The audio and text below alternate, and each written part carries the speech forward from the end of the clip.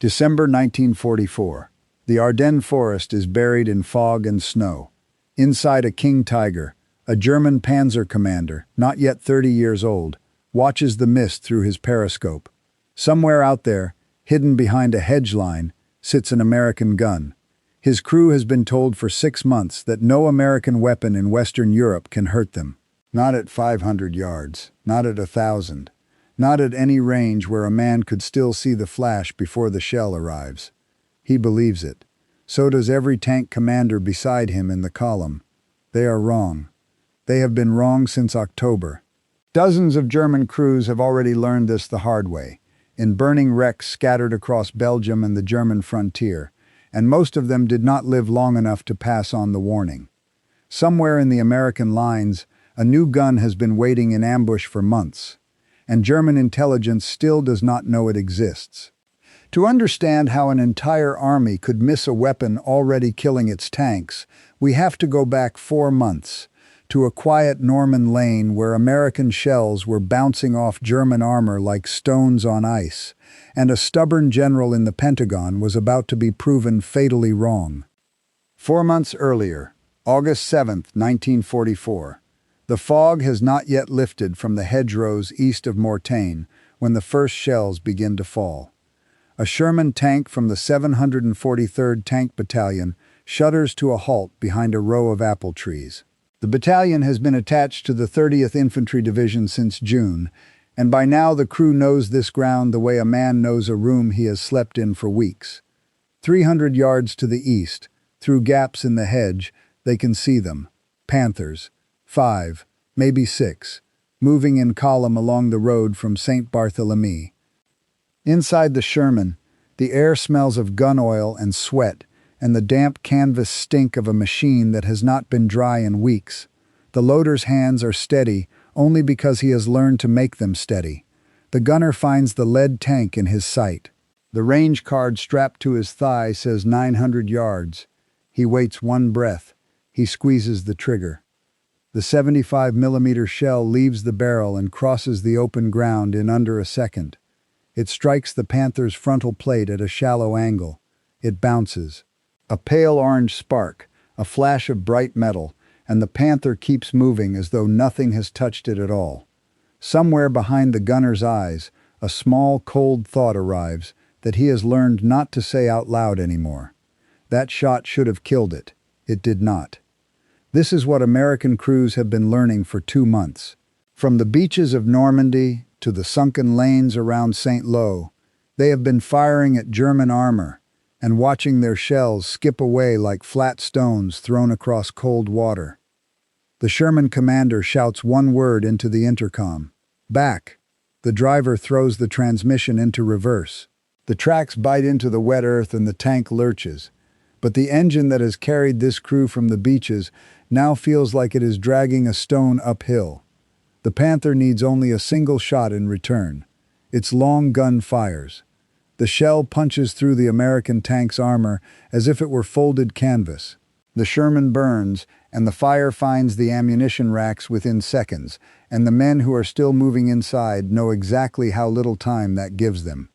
Across the Mortain front that morning, the same scene repeats itself in different fields and different lanes, dozens of times before nightfall. Farmhouses that stood through 4 years of occupation now stand open to the sky, their stone walls scorched black around the edges. Cows lie dead in the pastures where the barrage caught them, and the smell of burning diesel drifts low over the hedgerows for miles. The Americans will hold their ground before the day is done. The German counterattack, an operation the enemy has named Lüttich, will fail, not because American tanks have outfought German ones, but because American artillery and American aircraft will grind the attack to a halt from above and beyond it. Numbers and steel from the sky will do what the tank guns on the ground could not. But the tank-to-tank arithmetic of that single day is what reaches the desks of officers far behind the line. The reports travel upward from battalion to brigade, from brigade to division, until tired ordnance officers at 1st Army Headquarters read them one after another and find the same phrases repeating. Ammunition ineffective at observed range. Vehicle lost to a single round, frontal aspect. Crew morale deteriorating. The men reading these reports do not need a metallurgist to explain the problem to them. The standard American gun, the workhorse weapon carried by every Sherman in Western Europe, cannot reliably defeat the frontal armor of a Panther beyond 500 yards. There is, however, a gun that could solve this. It already exists. It is being built in Detroit at this very moment, and for reasons that have nothing to do with engineering, it has not been allowed anywhere near a tank crew in France. To understand why, we have to go back nearly 3 years, to a quiet room inside the Pentagon, and to the officer who, more than any other single man, decided how the United States Army would fight enemy tanks. His name is Leslie McNair. In the summer of 1944, he is 61 years old. Small, precise, almost professorial in manner, he wears thick glasses that have failed his eyes since the First World War, when a piece of artillery shell cost him part of his hearing and much of his peripheral vision. He does not raise his voice in meetings. He does not need to. Officers who have sat across the table from him describe a man who listens carefully, asks a small number of exact questions, and then delivers a decision that is very difficult to reverse. As commander of Army Ground Forces, every infantry division, every tank destroyer battalion, every training program in the Army passes across his desk at some point. He is regarded as brilliant. He is also, by nearly every account, immovable once he has settled on a doctrine. McNair believes tanks are not built to fight other tanks. Tanks, in his doctrine, exist to exploit a breakthrough, to race into the enemy's rear, to tear apart supply columns and shattered infantry. When enemy armor appears, it should be met by a separate class of vehicle entirely, one built for a single purpose. He calls these vehicles tank destroyers. Fast, lightly armored, open-topped, designed to ambush from concealment, fire 2 rounds and vanish before the enemy can answer. On paper, in a Pentagon office in 1941, the doctrine is elegant. By the summer of 1944, in the hedgerows of Normandy, it is falling apart. The Germans do not attack in the massed columns McNair's doctrine expects them to use. They defend in depth, with infantry and dug-in anti-tank guns, and when they counterattack, they do it with Panthers that outrange and outgun almost anything the Americans can bring against them. Earlier that summer, engineers inside the Ordnance Department had already put forward a proposal. Take a Sherman chassis, remove the smaller gun, mount a 90mm gun in its place, a weapon powerful enough to punch through anything the Germans were fielding. McNair refused the idea outright. The existing gun, he insisted, was sufficient. He had test data behind him.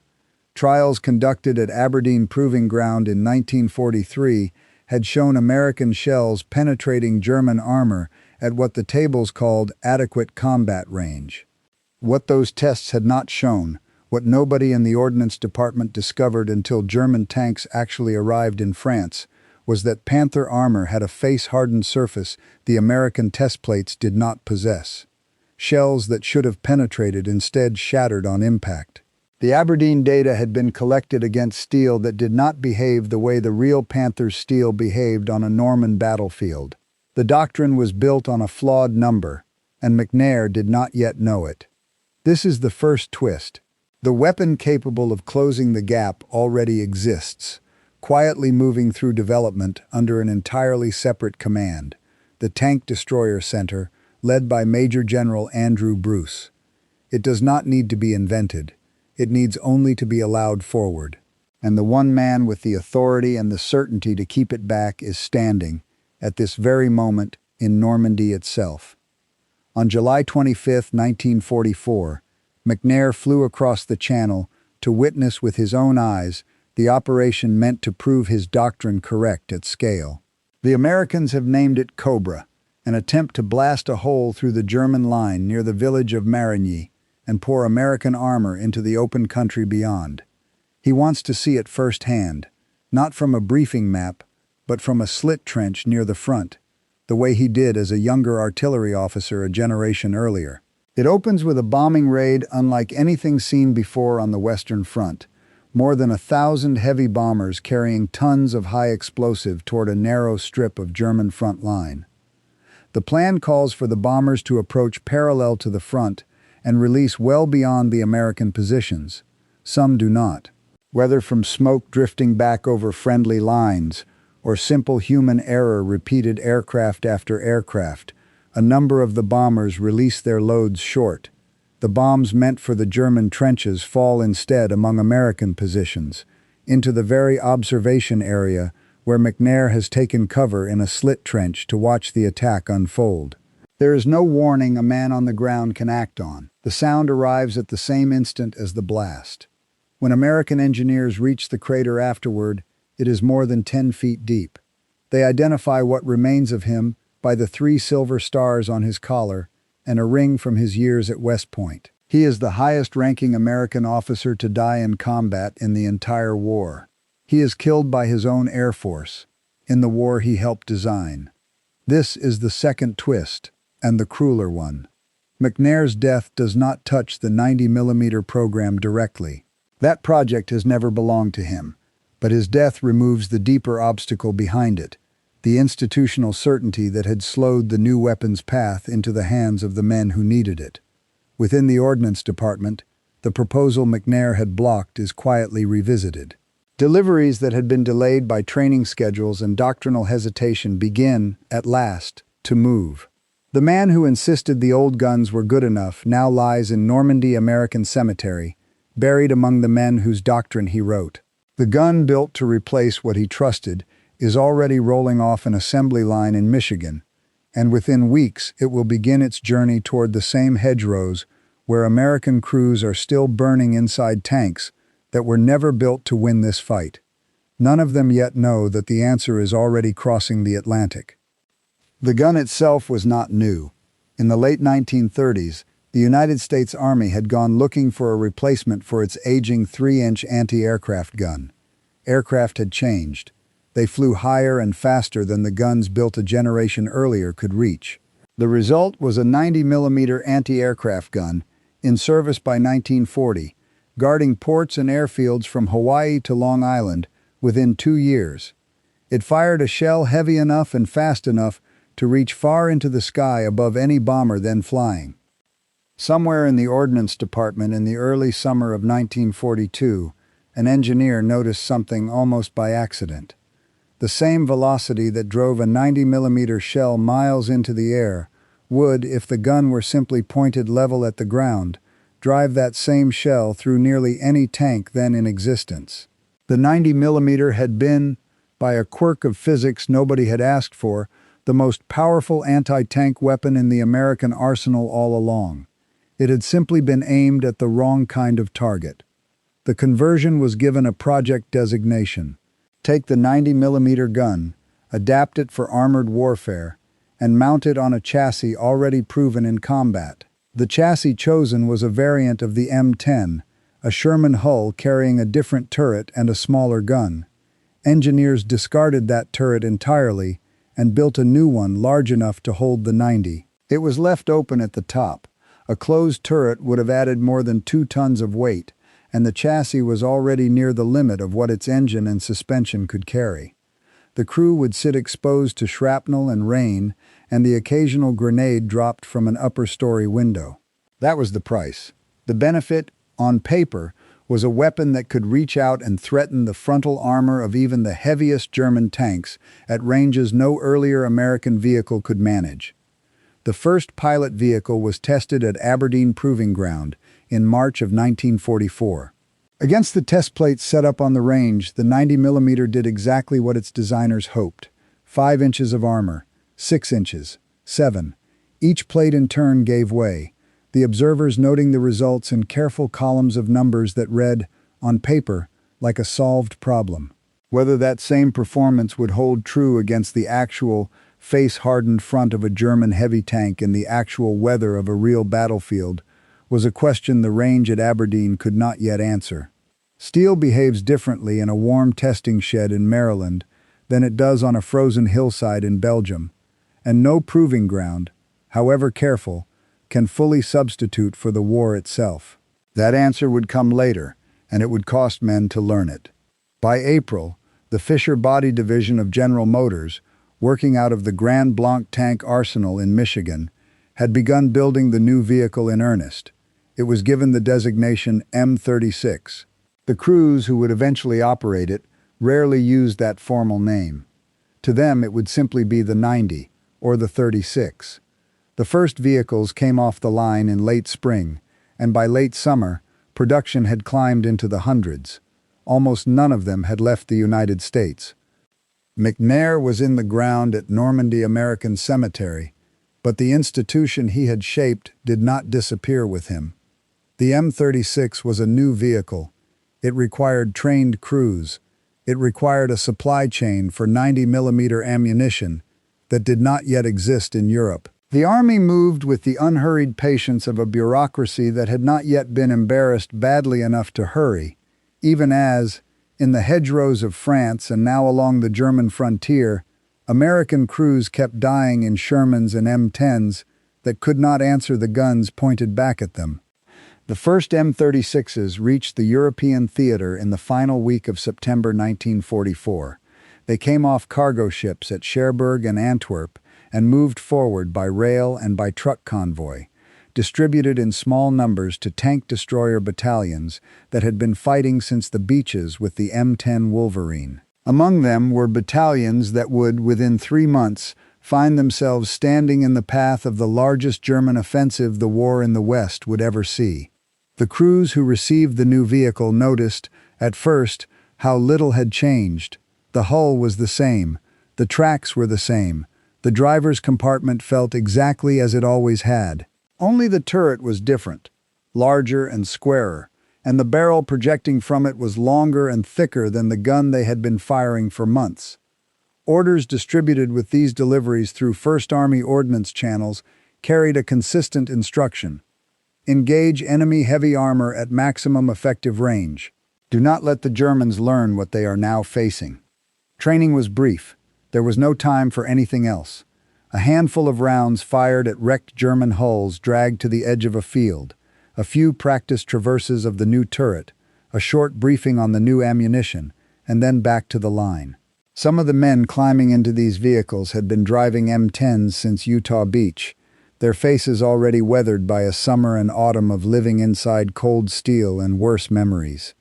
Others were replacements straight off the boat, who had never sat inside any armored vehicle at all, boys in clean uniforms standing next to men who had stopped bothering to keep theirs clean months earlier.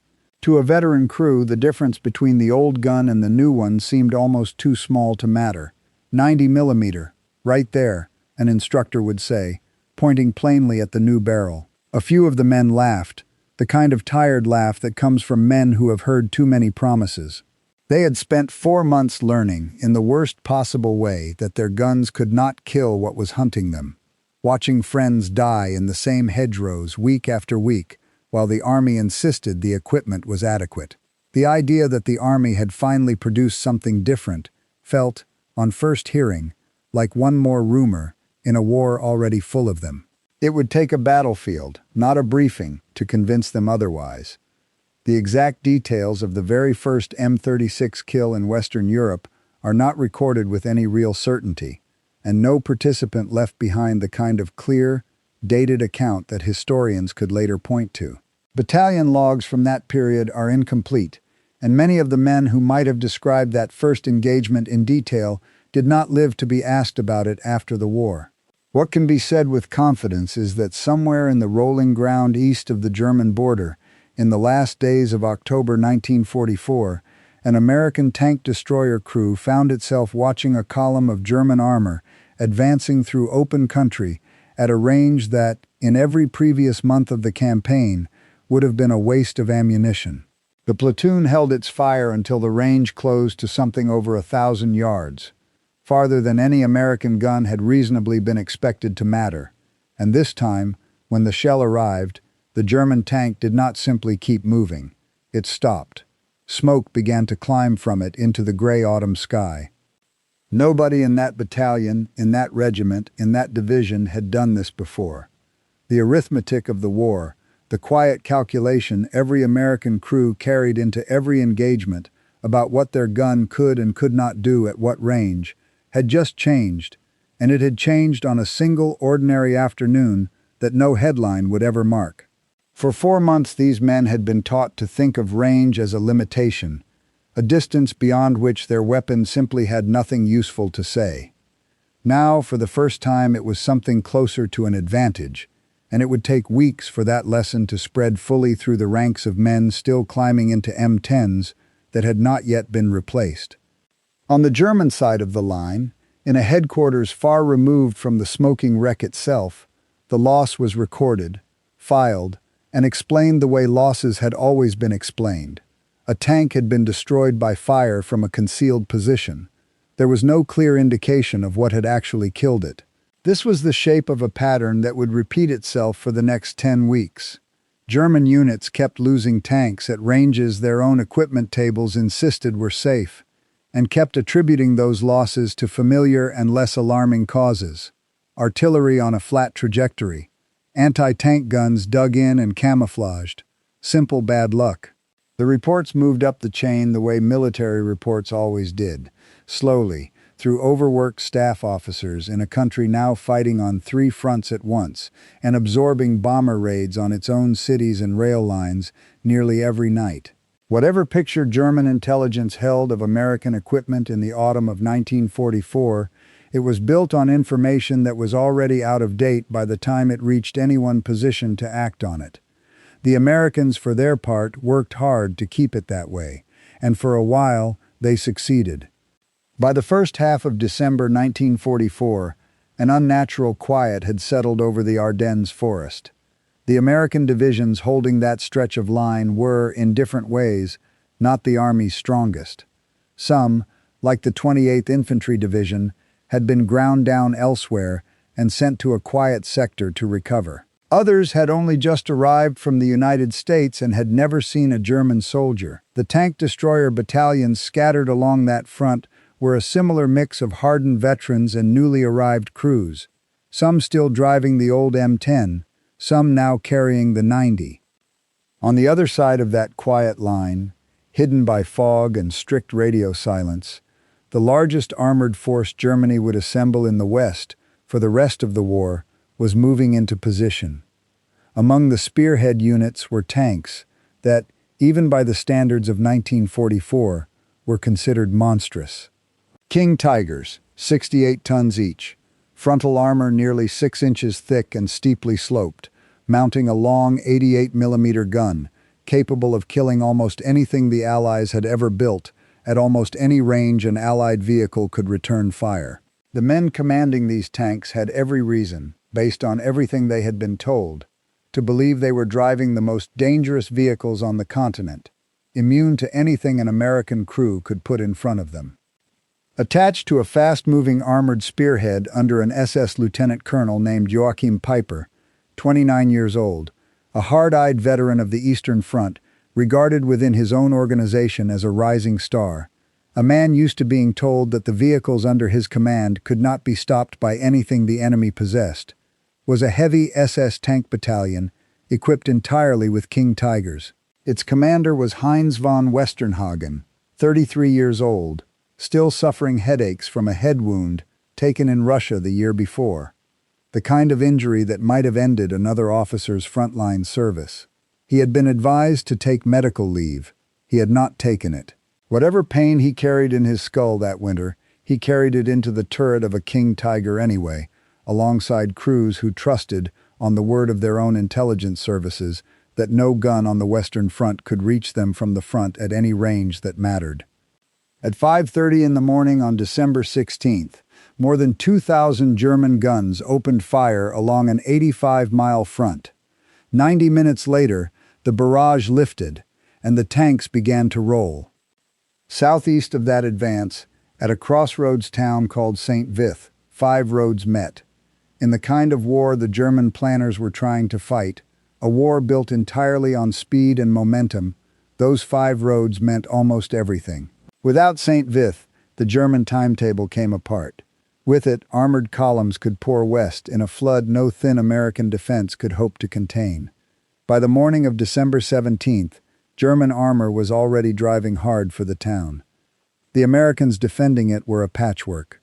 A tank destroyer battalion equipped in part with the new M36, the 814th, had spent the previous months swapping out its older M10s for the 90mm gun, and its crews now found themselves looking through their sights at exactly the kind of target the old gun had never been able to touch.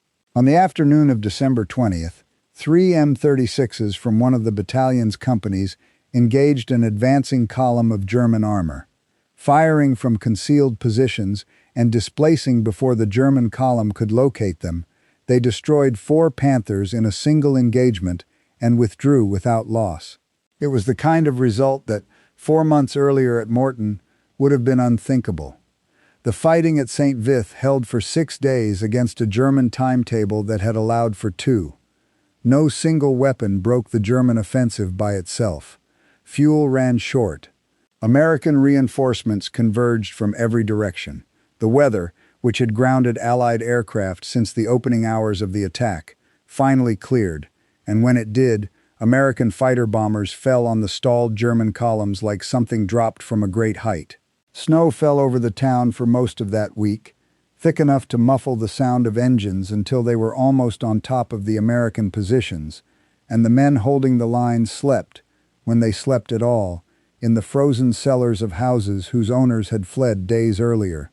But St. Vith was where the offensive first began to come apart, and among the weapons that bought those 6 days were the long-barreled tank destroyers of the 814th, firing from hedgerows the Germans could not see, carrying a gun the Germans did not yet know existed. Further north, Piper's column, the spearhead of the entire offensive, was racing for the Meuse River, its King Tigers too heavy for many of the narrow Belgian bridges along the way, its fuel consumption far beyond what the surrounding countryside could supply. German planners had counted heavily on capturing American fuel depots intact to keep the advance moving forward. They did not capture them. Villages that Piper's men had expected to pass through in hours instead swallowed entire days.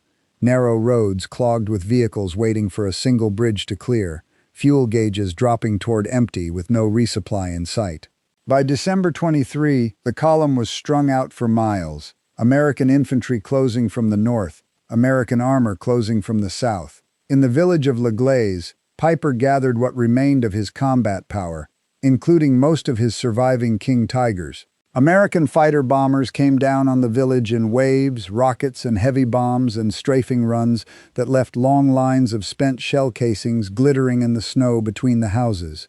The tanks parked in its narrow streets, tanks that had been built to dominate open country, made easy, motionless targets in a place they could no longer move through. On the night of December 24th, with fuel exhausted and no path left to withdraw his vehicles, Piper ordered what remained of his men, a few hundred, to abandon the column on foot and break out through the woods to the east, in the darkness and the cold. Several dozen armored vehicles were left behind in L'Aglaise, most of them intact, simply out of fuel, monuments to an offensive that had run out of the one resource no amount of German engineering could replace. Von Westernhagen escaped on foot with the rest of the column, carrying whatever remained of the headaches that had never left him since Russia. He would not survive the war by much. In the final weeks of the fighting, in circumstances that remain disputed to this day, he died near the Austrian-Hungarian border. Some accounts describe him killed by an air attack. Others describe a different ending entirely, following his removal from command. Either way, the war took him within months of the retreat from L'Aglaise. At almost the same hour, further south, another German thrust was being broken at a road junction called Manhay. On the night of December 24, SS Armour pushed through the town and into the neighboring village of Grandmesnil, driving back the American force holding it in a confused night action, fought as much by instinct as by any clear picture of where the front line actually ran. Just beyond the wreckage of that advance, an M36 from the 703rd Tank Destroyer Battalion, attached that week to the 3rd Armored Division, held its ground alongside the remnants of the American line. Through the cold hours of Christmas Eve and the gray morning that followed, These vehicles engaged the advancing German column at ranges that would have been impossible for any American gun a season earlier. Firing, displacing, and firing again, the crews inside working the same rhythm the tank destroyer doctrine had always promised on paper, and had only now, for the first time, been given a gun capable of delivering in practice. Some were lost, their open turrets and thin side armor still a real vulnerability at close range. The men inside exposed to the same shrapnel and small arms fire that had always made this vehicle a dangerous place to sit once the enemy closed the distance. But they killed Panthers and assault guns in numbers the German commanders on the receiving end found difficult to explain, and on December 26th, after American aircraft battered the German positions from the air, the town was retaken. The Battle of the Bulge was not decided by any single gun.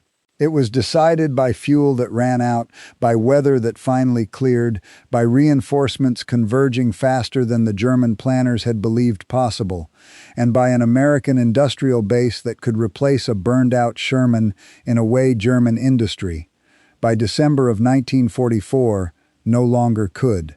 But scattered through that decision, in the hedgerows outside St. Vith and the smoking ruins of La Glaise and the retaken streets of Grandmesnil, was a weapon the German army had spent 3 months failing to understand. It killed Panthers that had once seemed untouchable, and forced King Tigers, tanks built to dominate every battlefield they entered, to maneuver and hesitate and sometimes retreat, not because their armor had been breached from the front, in most cases it had not, but because the range at which an American gun could now threaten them had changed, and no German crew commander could be certain anymore exactly how far that threat reached. By the last days of December, the great German offensive in the West was dying in its own exhausted fuel tanks. Along roads that had been choked with advancing armor 2 weeks earlier, the wreckage now told a different story.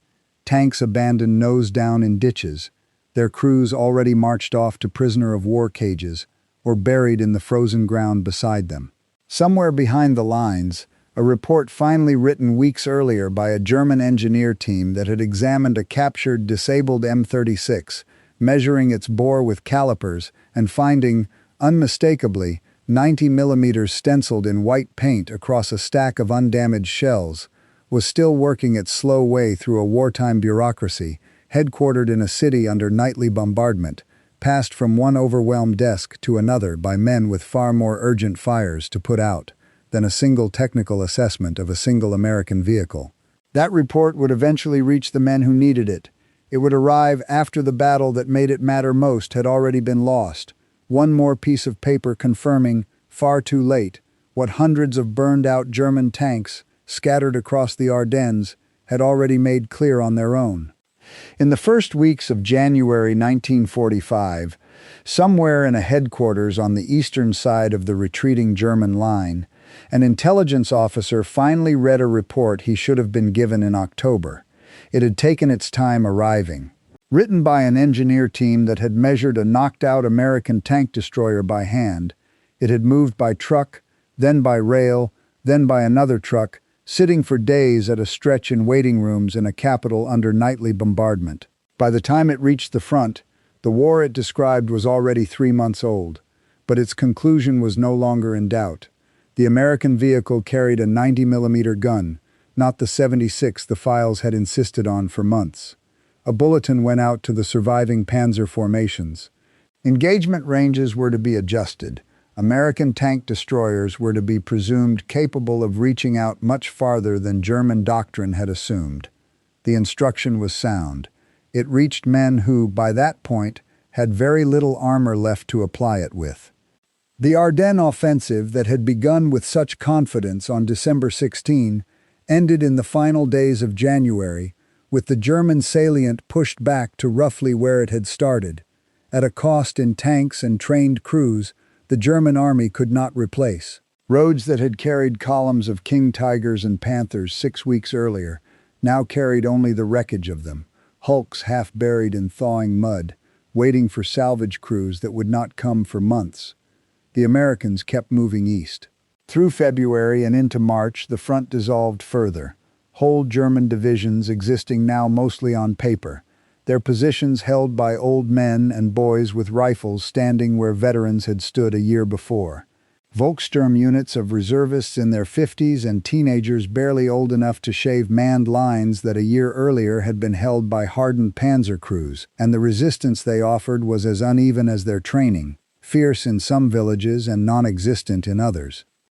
On March 7, 1945, a forward detachment of the 9th Armored Division reached the Rhine at the town of Remagen and found something nobody expected: the Ludendorff railway bridge, which German engineers had wired for demolition, was still standing. American infantry rushed it under fire and got across before a second demolition attempt could succeed.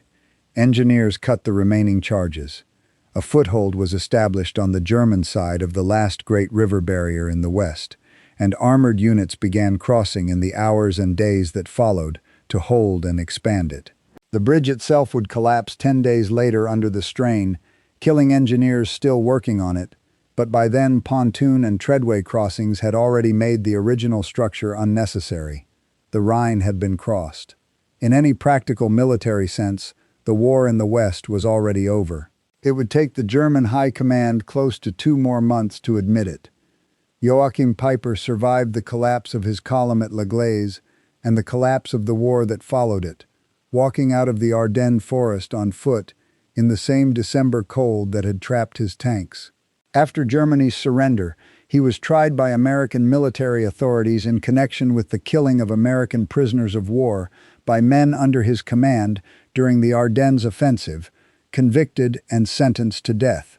That sentence was later commuted, and he spent roughly a decade in prison before his release in 1956.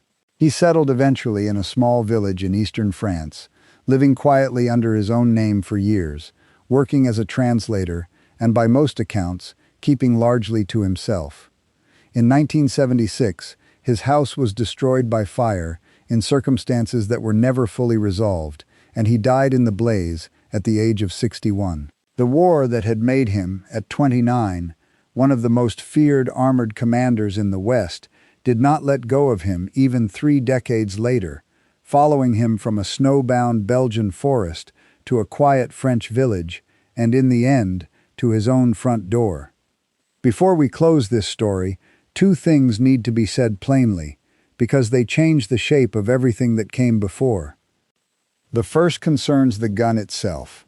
In the years after the war, when ordnance officers compared the technical penetration tables for the 90mm gun against the actual armor of a King Tiger, the picture that emerged was less dramatic than the battlefield legend that grew up around it. The standard armor-piercing round fired by the M36 could defeat roughly 5 inches of sloped armor at 500 yards, a little less at 1,000, and considerably less than that at longer ranges. The frontal glacis of a King Tiger, however, was thick enough and angled steeply enough that no reliable, well-documented case exists of an M36 penetrating it head-on in combat, at any range, including the 3,000 yards sometimes claimed in retellings of this story. What the 90mm gun could do, and did do, again and again, through the autumn and winter of 1944, was threaten the sides and the rear of German heavy tanks at ranges of 800 to 1,500 yards, distances where German crews had been trained to believe they were completely safe from anything the Americans owned. It forced King Tigers built to dominate a battlefield head-on to instead maneuver, to expose flanks, to hesitate before advancing into open ground. That is a quieter kind of victory than the popular story tells, but it is the one supported by the evidence, and it was still enough to change the outcome of several critical battles in a single winter. The second thing concerns the men who used the weapon. In 1946, the Army's Armored School at Fort Knox gathered lessons learned from the European campaign, interviewing surviving tank destroyer crews and comparing their experiences with the M36 against the earlier, lighter M18 Hellcat, which carried a smaller 76mm gun but could move at nearly twice the M36's top speed. According to those post-war reports, a good number of the men who had crewed both vehicles said, when asked plainly, that they preferred the M18. It was faster, harder to hit, easier to escape in the moments right after a shot was fired, when a German gun crew somewhere in the trees was already swinging its own barrel toward the muzzle flash. The M36 hit harder, but the M18 got you home more often, and in the kind of war these men were actually fighting, a war of ambush and quick displacement and constant fear of the next unseen gun, speed sometimes mattered more than power. This is not the version of the story that gets told most often. The popular version says the bigger gun won the war, that every extra inch of penetration brought the men home faster, that the M36 was an unambiguous triumph celebrated by everyone who rode inside one. The men who actually crewed these vehicles, when they spoke honestly after the war, described something more complicated. They wanted to survive more than they wanted to win decisively. They would have traded raw power for speed in plenty of situations without a second thought, and more than one veteran interviewed in later years admitted as much without any apparent embarrassment about it. History, retold enough times, tends to keep the part of the story that sounds best and quietly drops the part that sounds merely true. The men who lived through it were rarely the ones telling the more heroic version. They mostly just went quiet when they heard someone else tell it that way, letting the legend stand because correcting it seemed like too much effort for too little reward. By May of 1945, when the war in Europe ended, the M36 had accounted for a substantial number of German armored vehicles destroyed on the Western Front, including a meaningful share of the King Tigers lost there, though the exact figures remain estimates rather than settled counts, drawn from incomplete wartime records on both sides and from post-war cross-referencing that could never fully reconcile every American kill claim with a matching German loss report. It was a small contribution set against the vastly larger tank losses Germany suffered on the Eastern Front against Soviet armor, where the true weight of German tank losses had always fallen most heavily, but on the Western Front, in the specific months between October 1944 and the end of the Ardennes fighting, it was the one weapon that let American crews finally stand their ground against tanks that had, for the first 4 months of the campaign, seemed almost impossible to stop. For the infantrymen who had watched Sherman's burn all summer with nothing they could do about it, that alone was worth more than any precise final tally could measure. The M36 remained in American service for years after the war ended, seeing brief further use during the opening phase of the Korean War, before newer designs replaced it entirely, its long barrel by then already looking like a relic from an older kind of fighting. But its real legacy belongs to that one narrow window in late 1944, when a gun built by accident to shoot at the sky was turned instead toward the ground, and for 10 weeks, an army that had spent months learning to fear German armor quietly, without announcement, without any German officer fully understanding what had changed, began to fight back on something closer to even terms. The King Tiger commanders who died that winter never learned the name of the vehicle that killed them. Their own intelligence service did not know it existed until the war that made it matter was already lost. That, more than any single number on a range card, is the story worth remembering, not because the gun was perfect, and not because every shot fired from it found its mark at some impossible distance, but because for one difficult winter, it was simply there when nothing else American had been.